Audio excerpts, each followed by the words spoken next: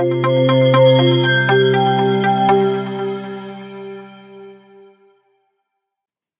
Everyone, welcome to नैतिक academy. आज आपण बघणार आहोत 12th chapter first mathematical logic. याच्यामध्ये आपण ईच अँड एव्हरी क्वेश्चन घेणार आहोत ज्याच्याने तुमच्या पूर्ण एक्सरसाइज क्लिअर होतील. ओके, सो या एक्सरसाइज मध्ये आपण फर्स्ट व्हिडिओ आहे आपला 1.1 चा. ओके, मॅथमॅटिक लॉजिकल मधला 1.1 मधला फर्स्ट क्वेश्चन. आता फर्स्ट क्वेश्चन मध्ये काय, state which of the following is the statement justify in case of a statement state it's truth value. हा पूर्ण क्वेश्चन तुम्हाला 1.1 मध्ये फर्स्ट दिलेला आहे. तर सॉल्व्ह कसं करायचं ते बघूया. ओके, आता पहा, 5 + 4 = 13. मी तुम्हाला एका व्हिडिओमध्ये सांगितलं होतं की कुठले कुठले स्टेटमेंट नसतात. सीईटीच्या व्हिडिओमध्ये असेल मे बी ते, त्याच्यामध्ये सांगितलं होतं की कोणते कोणते ट्रूथ व्हॅल्यू नाहीये. फर्स्ट मध्ये इम्पेरेटिव्ह सेंटेन्स असेल तर आपल्याला नाहीये स्टेटमेंट, ओपन सेंटेन्स असेल तरी स्टेटमेंट नाहीये, क्वेश्चन मार्क असेल तरी स्टेटमेंट नाहीये, एक्सक्लेमेटरी असेल तरी स्टेटमेंट नाहीये, अदर आणि एखाद्या स्टेटमेंट मध्ये येस और नो बेबी कंडिशन असेल तरी ते स्टेटमेंट नाहीये. ओके, आता बघूया. 5 + 4 = 13 हे एक स्टेटमेंट आहे का, तर याच्यामध्ये पूर्ण झालेलं वाक्य ते, हे ओपन सेंटेन्स नाही. याच्यामध्ये सरळ कळते की 5 + 4 हे 9 होत आहेत आणि =13 लिहिलेलं आहे. ओके, हे सरळ कळते की हे स्टेटमेंट आहे कारण व्हॅल्यू तीच राहणार आहे.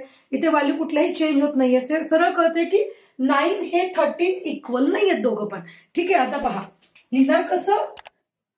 It is a statement and its truth value is. आता पहा 5 + 4 9 आणि हे 13. 9 = 13 पॉसिबल नाही ना. एक तर 13 = 13 पाहिजे किंवा 9 = 9 पाहिजे. सो ट्रूथ व्हॅल्यू काय दिली त्याची, false. Okay, next one. Second, x - 3 = 14.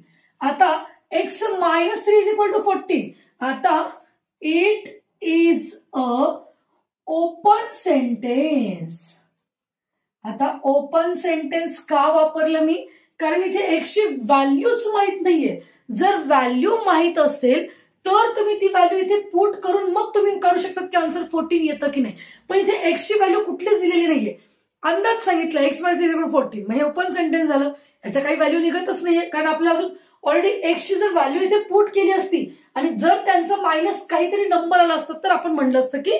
आता हे कधी सेंटेन्स स्टेटमेंट होतं जेव्हा आपण x ची व्हॅल्यू इथे x = x = 3 असं जर पुट केलं असतं ते स्टेटमेंट झालं असतं. पण इथे x ची व्हॅल्यूज दिलेली नाही, फक्त इक्वेशन आहे. So it is a open sentence, that's why it is not a statement. It is not a statement म्हणजे ट्रूथ व्हॅल्यू लिहायची गरज नाही. Third one, close the door. So it is imperative sentence.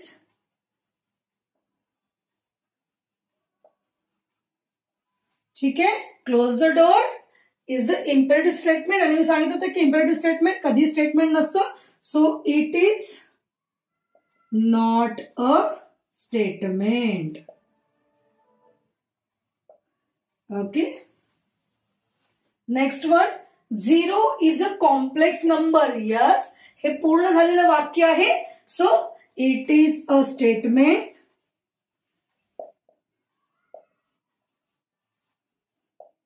and its truth value is. आता 0 is a complex number आहे, complex number, so true.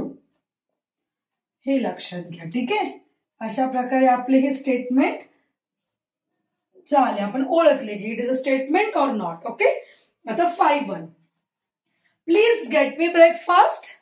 अरे दिलाय की नाही आपल्याला काहीच माहित नाहीये. सो त्याच्यामुळे इथे मे बी कंडिशन आहे. परत स्टेटमेंट कुठलं आहे, मी वाटलं असतं आता इथे शॉर्ट मध्ये लिहिते. स्टेटमेंट कुठलं आहे, इम्पेरेटिव्ह. आपण एक काम करूया, याला लिहिता ना, हा it is a imperative sentence. ठीक आहे, it is imperative sentence. That's why it is not a statement. ठीक आहे, इम्पेरेटिव्ह सेंटेन्स कधी पण स्टेटमेंट नसतं, आधीच सांगितलं होतं. Congruent triangles are also similar. झालं, पूर्ण वाक्य कंप्लीट आहे. याच्यामध्ये बेबी कंडिशन कुठलीच नाहीये. So it is a statement and its truth value is. आता पहा, ऑलरेडी हे थेरम आहे. Congruent triangles are also similar. Congruent triangles असतील तर ते एकमेकांना सिमिलर असतात. ऑलरेडी आहेच आहे. सो ट्रूथ व्हॅल्यू काय येणार याची? टी. अशा प्रकारे आपण 6 स्टेटमेंट सॉल्व्ह केलेले आहे. सो 1.1 मधला फर्स्ट क्वेश्चन, त्यातले हे 6 क्वेश्चन्स आहेत. ठीक आहे, चलो टेक अ स्क्रीनशॉट फास्ट.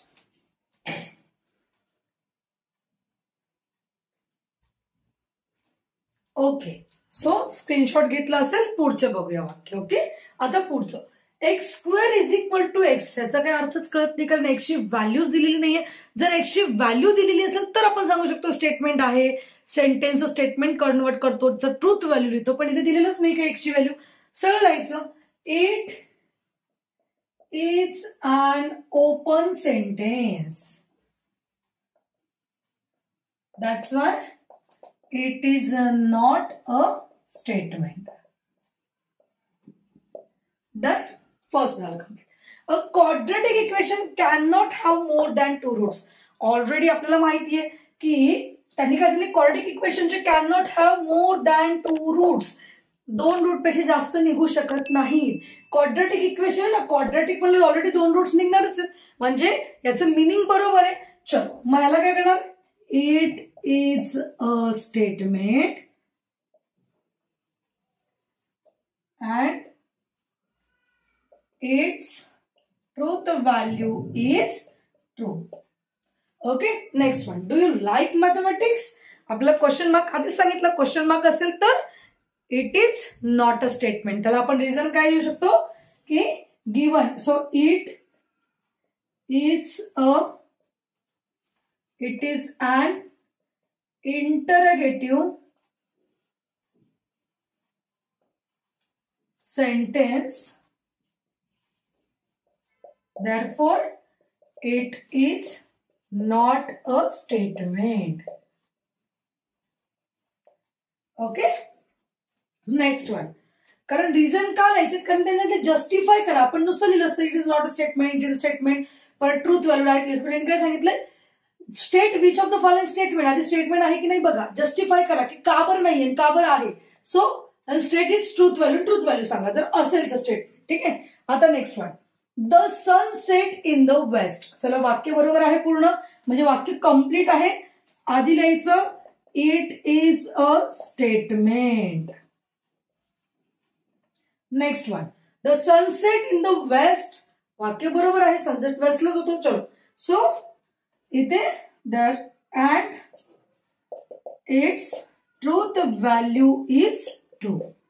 अशा प्रकारे आपले याचेही आन्सर कंप्लीट झालेले आहेत. चलो, टेक अ स्क्रीनशॉट फास्ट.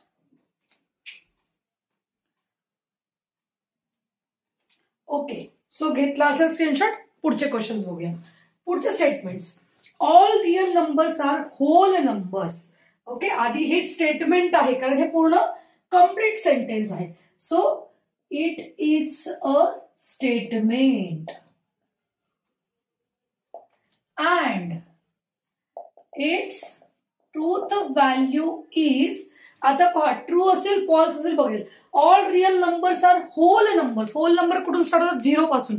आणि रिअल नंबर निगेटिव्ह पण झाले, पॉझिटिव्ह पण झाले, 0 पण झाले. त्याच्यामुळे पूर्ण all real numbers are whole number असं तर म्हणता येणार नाही. सगळे रिअल नंबर होल नंबर असतात असं काही नाहीये. So it's truth value is false. Done. Can you speak in Marathi? Question mark आलेला अगेन. It is not a statement. चलो, because it is an interrogative sentence, so therefore it is not a statement. असं म्हणू शकता, it is not a statement because it is an interrogative sentence. Okay, done. Next one, third one, x square minus 6x minus 7 is equal to 0. आता जर एवढंच दिलं तर आपण म्हणतो ओपन सेंटेन्स आहे, सो हे स्टेटमेंट नाहीये. पण इथे काय सांगितलं, when x is equal to 7, x ची व्हॅल्यू दिलेली, त्याच्यामुळे आपण याला काय म्हणू शकतो, इट इज अ स्टेटमेंट. कारण का, त्यांनी x ची व्हॅल्यू दिलेली आहे.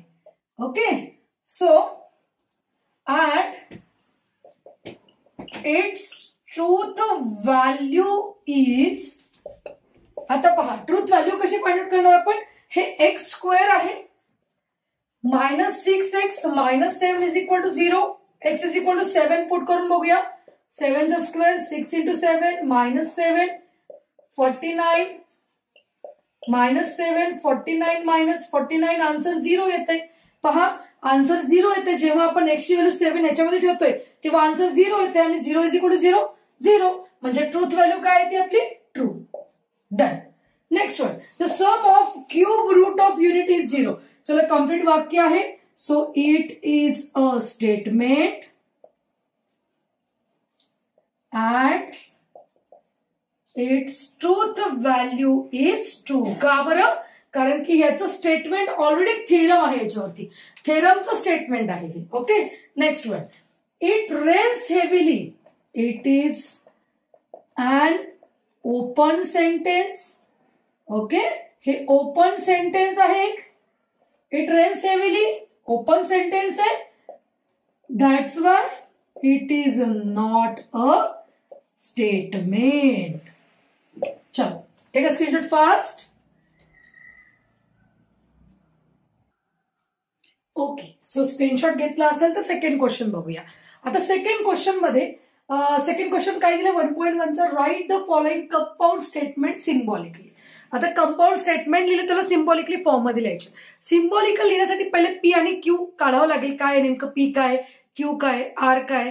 दोन सेंटेन्स असेल तर पी आणि क्यूच येतो फक्त, तर ते बघूया. ठीक आहे, आता पहा, नागपूर इज इन महाराष्ट्र आणि चेन्नई इज इन तामिळनाडू, हे दोन स्टेटमेंट अँड नी जोडलेले आहेत. तो ज्या वाक्याने किंवा ज्या वर्डने जोडलेले असतात त्याला आपण कंपाऊंड स्टेटमेंट म्हणतो. ओके, आता पहा, मग माझं पी काय झालं, Nagpur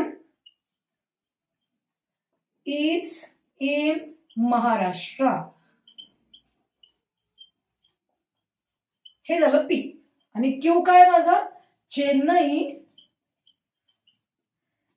is in Tamil Nadu, shortcut मध्ये लिहिते. ठीक आहे, आता बघूया याचा सिम्बॉलिकल फॉर्म काय असेल. सिम्बॉलिकल फॉर्म, आता पहा, या पहिल्याला आपण काय म्हणले, पी आहे, चला पी लिहिलं. या दुसऱ्याला काय म्हणलं, क्यू लिहिलं. कशाने जोडलं गेलं ते अँडने. अँडचं साईन लॉजिक मध्ये काय आहे, हे आहे, त्याच्यामुळे आपला आन्सर पी अँड क्यू असं येणार आहे. ठीक आहे, नेक्स्ट वन, आता ट्रायंगल. पी काय झाला माझा, ट्रायंगल इज इक्विलॅटरल. आता मी हे कसं शोधते पी आणि क्यू, कारण की पहा आता याचा या वाक्याचा आणि या वाक्याचा जोडले कशाने, ऑरने. म्हणून मी पहिलं जे वाक्य त्याला पी मांडलं आणि क्यू काय लिहिलंय, आयसोस्केल्स. सो मी असं म्हणू शकतो triangle is equilateral, triangle is आयसोस्केल्स. चलो, ट्रायंगल इज आयसोस्केल, कारण मी फक्त ते थोडीच लिहिणार ना, फक्त आयसोस्केल करून क्यू कसं काय टाकू शकते, त्याच्यामुळे पूर्ण वाक्य लिहिलं मी. ठीक आहे, triangle is equilateral, triangle is आयसोस्केल्स, हे झालं पी आणि क्यू. आता सेम सिम्बॉलिकल फॉर्म. आता याला दोन वाक्य जे आहेत पी आणि क्यू ते कशाने जोडलेले आहेत, ऑरने, त्याच्यामुळे इथे ऑरचं साइन येणार. Done. Next one, the angle is right angle. P पहा, the angle is right angle आणि क्यू काय असणार आहे, कारण इथे इफ अँड ओनली इफ ने जोडलेलं आहे. ठीक आहे, सो इट, क्यू काय झालं, इट इज ऑफ मेजर 90 डिग्री. दोन वाक्य आहेत, कशाने जोडलेत, इफ अँड ओनली इफ. चलो, सो आता घ्यायचं सिम्बॉलिकल फॉर्म. हे मी आधी सीडीच्या एका व्हिडिओमध्ये सांगितलेले आहे की कशाने सेंटेन्स जोडतात, and, or, if and only if, if then, अशा प्रकारे, नायदर, नॉर, अशा प्रकारे जोडतात वाक्य. मग तेव्हा कुठले सिम्बॉल वापरायचे हे सीडीच्या मी एका व्हिडिओमध्ये सांगितलेलं आहे. ओके, सो आता तुम्हाला या व्हिडिओमध्ये सांगेल मी अँड असेल तर हे वापरतो, ऑर असेल तर हे साईन वापरतो, इफ अँड ओनली इफ म्हणजे डबल इम्प्लाइज असतो. डबल इम्प्लाइजचं साईन काय असतं आता पहा. पहिलं आपलं sentence P, second sentence Q, दोघांना कशाने जोडलंय if and only if. If and only if असेल तेव्हा हे डबल इम्प्लाइजचं साईन वापरतो. ओके चलो take a screenshot fast. Okay so घेतला असं स्क्रीनशॉट. आपण नेक्स्ट बघूया त्याच्यामधला. सो फोर्थ स्टेटमेंट, फोर्थ मध्ये काय angle is neither acute nor obtuse. आता पहा काही काही जे अपवाद येतात, अपवाद म्हणजे काय आपण काय म्हणतो नॉर दिसतंय ऑर दिसतंय ऑरचं साईन वापरतो. पण लक्षात घ्या नायदर नॉर असेल तरी आपण अँड वापरतो. अँड नायदर नॉर असेल तर अँड वापरतो. आता कसं आता पहा पी सपोज मांडलं मी की अँगल इज अॅक्यूट. ओके आणि क्यू मांडलं मी angle is obtuse. Symbolical form त्यातला पॉझिटिव्ह पॉइंट मी घेऊन टाकला सेपरेट. ठीक आहे आता पहा angle is acute, angle is obtuse. Neither नॉरचा मी उपयोग कसा करणार. नायदर म्हटल्यावर नायदर नॉर त्याच्यामध्ये एन एन आलेलं आहे म्हणजेच निगेशन आलेलं आहे, निगेटिव्ह सेंटेन्स आलेलं आहे. चलो पी आणि क्यू तर लिहिलेले आहेत ऑलरेडी, आपण त्याला निगेशन देऊन टाकूया. पी आणि क्यू त्याचं निगेशन केलं दोघांचं का कारण नायदर नॉर एन एन आले दोघांना पण.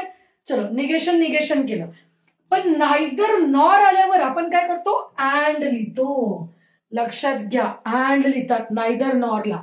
नेक्स्ट वन आता इथे परत पी, इथे कशाने स्टेटमेंट जोडलेले इफ आणि देनने. मी सांगितल्यासारखं and but neither nor if and only if if then अशांनी जोडले जातात. आता इथे पहा इफ देननी केलेलं आहे. सो पी आधी बघूया. Triangle A B C is right angle, is right angle at B. Okay आणि क्यू आहे next one measure of angle A plus measure of angle B is equal to 90 डिग्री. दोन statement वेगळे वेगळे लिहून घेतले. Symbolical form, symbolical form, symbolical form बघूया आता काय येणार त्याचा. आता पहा दोन स्टेटमेंट पी आणि क्यू आहे हे तर डन आहे. आता याच्यामध्ये कशाने जोडलेले दोन स्टेटमेंटला इफ आणि देनने. इफ आणि देन मग त्याचं साईन कुठलं आहे इम्प्लाइज. इफ देन असेल तर ते साईन वापरायचं. डन. ह्याच्यानंतर हे झालं आपलं एक स्टेटमेंट, हे झालं पहिलं, हे झालं दुसरं. आता ह्याच्यात बघूया पी काय आहे same Hima Das wins gold medal. चलो Hima Das wins gold medal. Q काय आहे हे पहा इफ अँड ओनली इफ याच्याने जोडलेलं आहे statement. She runs fast, she runs fast. Symbolical form, symbolical form काय झाला मग आता लक्षात घ्या. सिम्बॉलिकल फॉर्म हा पहिला पी ऍज इट इज लिहिला, second sentence Q as it is लिहिलं. इफ अँड ओनली इफ ने दोन स्टेटमेंट जोडलेले आहेत. मग अशावेळेस आपण त्याच्याऐवजी काय लिहितो डबल इम्प्लाइज. कधी इफ अँड ओनली इफ असेल तर. डन. चलो हे कम्प्लीट झालं. Last one x is. आता बघा x is not irrational number हा मी पी वापरला. X is not irrational number असंही लिहू शकतो आपण. तर दोन मेथड लिहायच्या पण ही मेथड पण आपण करू शकतो, याला पण मार्क्स आहेत. बट बटने दोघांना जोडलंय. It is square and integer.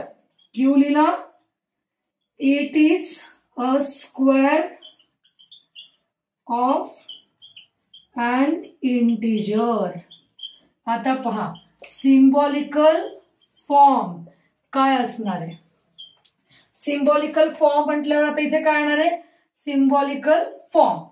Symbolical form मध्ये पहिलं आहे पी, दुसरं आहे क्यू आणि बट.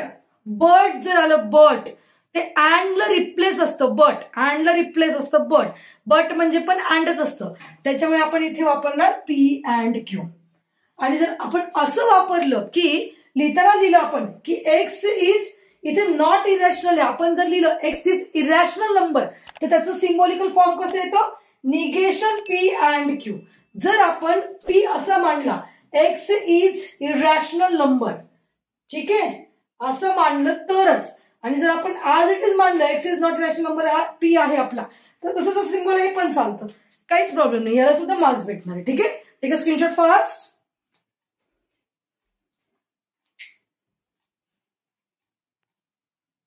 ओके, सो स्क्रीनशॉट घेतला असेल. अशा प्रकारे आपण टोटल 5 क्वेश्चन 1.1 चे कम्प्लीट करणार आहोत. आज आपल्याला झालेला आहे क्वेश्चन नंबर 1 आणि question number 2. Each and every example मी घेतलेले आहेत आणि तुम्हाला स्क्रीनशॉट काढायला सांगितलेले आहेत.